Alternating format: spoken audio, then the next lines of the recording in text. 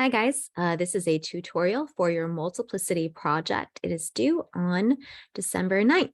So hopefully this video will help you. I'm going to post it on our blog. I'm also going to post it on Schoology under week 15.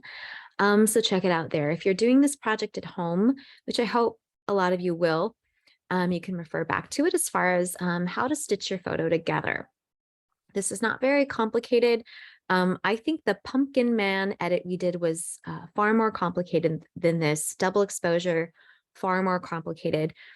So where this project should be challenging for you is coming up with an idea that's creative and coming up with an idea that shows me a little bit of your personality. Please look at the examples I posted in Schoology under that assignment. There's a link there that leads to the Google Doc. The Google presentation that has a lot of examples to sort of spark your creativity and sort of give you some ideas as far as what you can do. We will be doing some of this at school. I'll give you time during class to go out on campus and shoot your photos with our tripods and with our cameras, but you can do this with a cell phone.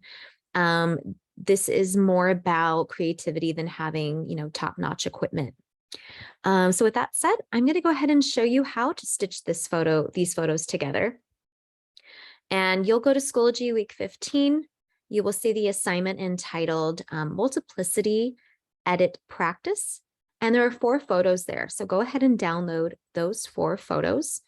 And those are the photos that we'll be using for this tutorial. I'm going to go ahead and share my screen. And we're in pixlr.com. We're going to go to Open Image. And we're going to open Multiplicity Image 1. And if you'll remember, part of the requirements for this project is that you take 4 photos of yourself, but you'll be using, again, a tripod, or you'll just be setting up your cell phone, but your camera will never move. The only thing moving will be you within that frame. So as you can see, this is my daughter here. She's kneeling by the pool. I'm going to go over here to my layer panel, and I'm going to choose the add button here. And we're going to layer photos, layer the 4 photos. And like I've said before, a composite is basically just putting photos on top of each other and then cutting out the top layer to reveal what's underneath and sort of blending the photos together and stitching them together. So again, we'll go to the add button here. We're going to go to image, and we're going to add Multiplicity Image 2 on top. And this is her kicking herself into the pool, or at least attempting to. And I'm going to size this down. We're going to try to align this top photo with the one that I originally opened, which shouldn't be too hard because, again, our tripod never moves. Our camera never moves. The only thing that moves, again, is you, the subject. So I'm going to open this photo. I'm going to align it as best I can. And a good way to see if things are aligned well is to go over to your layer panel right here. Choose the 3 dots here and lower the opacity of your image. It makes it more translucent, more see-through. And we're going to move it around and we're going to see if it aligns well. And I'm looking at sort of the landmarks within the photo. I'm looking at this basketball hoop. Does it align with the one underneath it? I'm looking at this rock here. Is that aligning well? And then I can sort of size it accordingly so that it lines up as perfectly as we can get it. There we go. That's not terrible. I think that's good enough. So I have it aligned on top of my original image. And now I can up my opacity again. Bring that up. Take a second, make sure your layer panel looks like mine. So I have Multiplicity right here, my background image right here. I am going to make sure that's not clicked, make sure it's not locked. I'm going to take this background image and I'm going to toss it, physically move it on top. And reason being is because it's a lot easier to remove an image when you're making a composite than it is to add an image. So again, look right here, make sure your layer panel looks like mine. I have my background on top now with my eyeball open and the Multiplicity Image 2 below it with, again, the eyeball open. I'm going to zoom in super close and I'm going to remove some of this top layer to reveal the photo of her kicking herself behind her. We're going to go to our cutout mask tool that we've used before right here. And opening up that toolbar up here, we're going to use our draw mask and our remove from mask option. I'm going to sort of lower the opacity of the size of my brush. And I'm going to get in super close to her hairline so that it reveals the image behind her. You can also do this with the eraser tool. It kind of works the same. I find that this cutout mask tool is a little bit more accurate. As you can see, it turns red, and the AI for this tool makes it almost like the lasso tool. It's a little bit more precise. Let me see if I can get in super close to her hairline. Yeah, that's not bad. Over here. Again, it's not going to be perfect. I'm not going to be super picky with things like this.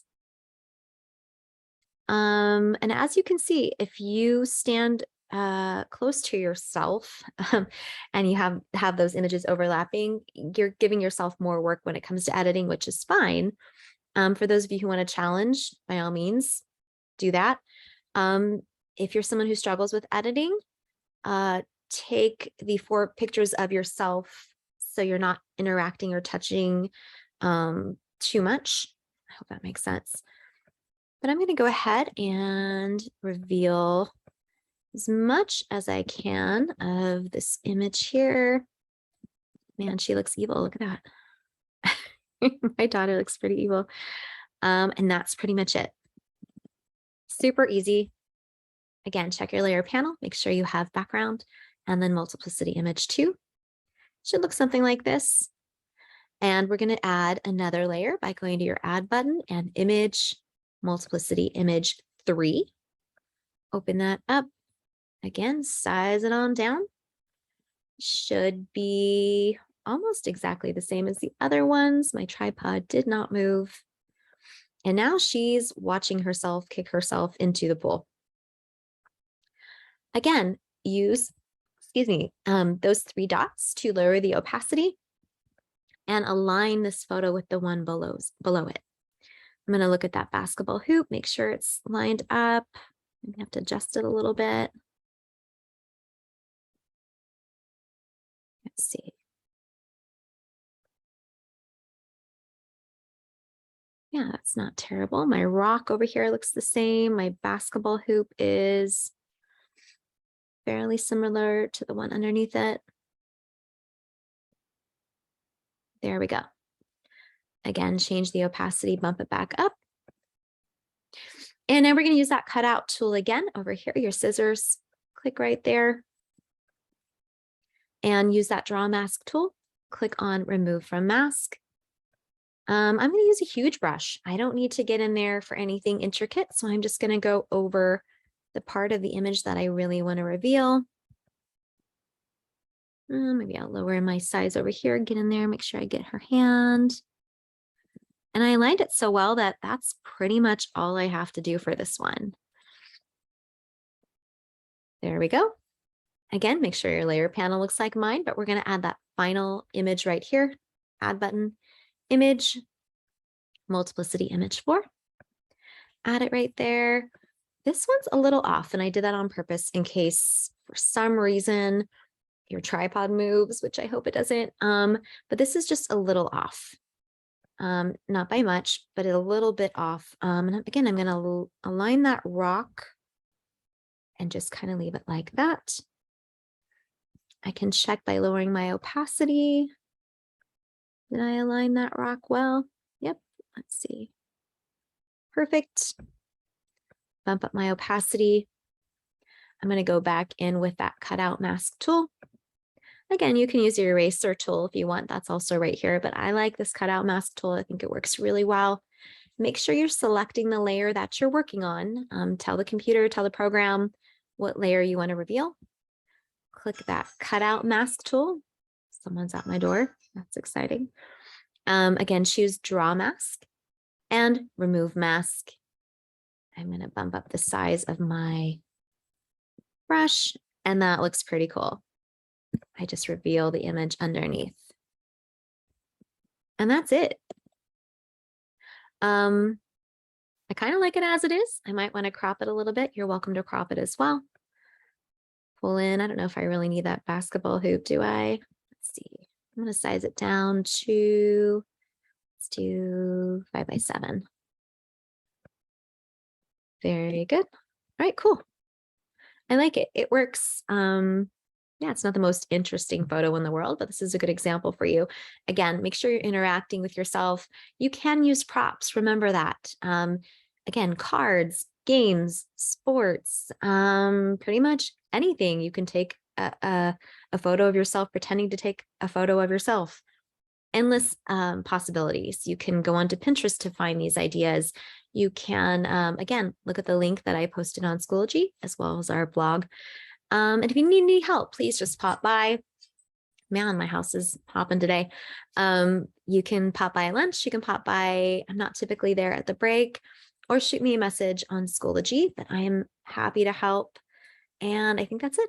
Hopefully this helped, and I'll see you guys in class. Bye.